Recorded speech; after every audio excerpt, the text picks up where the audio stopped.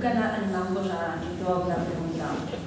Primer vull donar les gràcies a Miquel per tot l'esforç que farà l'acte així, a Xavi, a Marisol, a la Sonora del Maurà, que fins ara encara mai no s'ha donat les gràcies, i des que vaig començar a presentar la novel·la Apego, es van afegir, van voler, us vaig demanar, em van dir que sí, i després ja sense quasi demanar-ho han dit t'acompanyem, t'acompanyem. És molt d'agrair, perquè fa un acte molt festiu. A mi m'arriba molt a l'ànima i trobo tan a gust. Totes les presentacions que he fet fins ara han valgut molt la pena per a mi.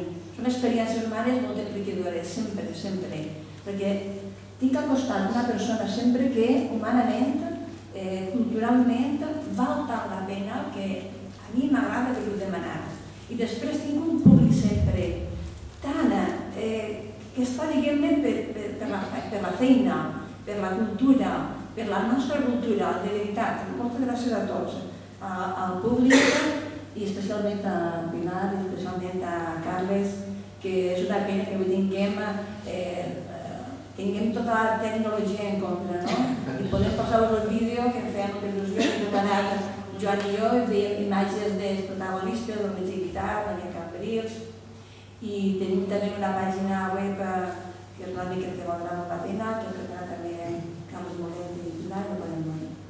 Bé, jo crec que podríem aprofitar, a mi m'agradaria que contestava les preguntes si és que encara teniu alguna curiositat. Puc encetar el col·loqui dient que quan em pregunta Pilar si Maria Sandra Cambrils és l'autora o de l'autora, en part sí, en part, però no totalment. Sí que sento moltíssima empatia jo en Maria Sandra Cambrils, m'identifiqué molt en ella, i tot i que és una dona que està feta a partir de moltes dones que parlen, que és veritat. És veritat que he inventat poc, perquè els problemes de parella i tal són problemes, fins i tot jo mateixa, al llarg de la meva vida he anat tenint, no? Són problemes comuns a les dones que vivim a la nostra manera. I la nostra manera és intentant superar les convencions, els prejudicis i tot allò que ens roba la felicitat, no? I que ens pot donar molts problemes. Així, no sols m'identifique en aquesta part de Maria Sandra Cambrils, sinó que crec que molta gent de la nostra generació, de la meva generació, es pot identificar en això. I respecte a les figures històriques, naturalment, Teresa Ballester, li dono les gràcies, li acabo de dedicar el llibre, i és veritat que les seves paraules m'han obert a mi els ulls a una realitat que estava molt allunyada, perquè tot i ser de peu he de sentir tantes voltes a la meva infantesa per les universitats, i ara recentment en aquest Cambrils hi havia l'alcalde de la Xina i tot allò.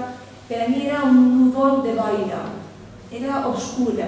Jo mai no havia aclarit què havia passat ahir, no? Només m'arribaven campanades. Clar, la meva educació en dictadura franquista, tot això estava ocult i oblidat.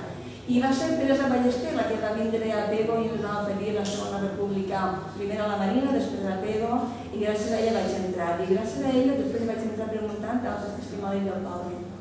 Tot i que la novel·la pretén efectivament arreplegar en l'època, un temps, a partir de fets històrics, alguns personatges, molts d'ells són històrics. Pepa Ponce no és una figura històrica. Són figures històriques del metge guitar, Maria Cambrils, Ferran Lucena, el metge Barber, hi ha molts que sí, no? Però després hi ha altres, les dones que totes són inventades, però inventades que estic segura que podrien haver existit.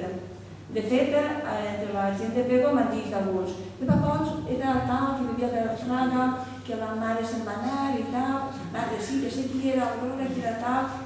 Jo deixo dir, no dic que no. Jo no dic que no, perquè és possible que hagi inventat, hagi escrit sobre una persona que va existir tot que jo no sapiguera. D'això estic segura. Perquè tot està tot allà de la màgia de l'escriptura, que al final et quedes totalment sorpresa, no? Com que de vegades t'han dit tal i tal cosa, l'has creat en aquest moment de les primeres perquè ho naixia d'aquesta manera. I després m'han dit, van contar coses que havia escrit sense que l'haguera parlat una persona. Per tant, això. Amb ell explicava la seva exposició. Una pregunta. Molt bé, se llama Alegre.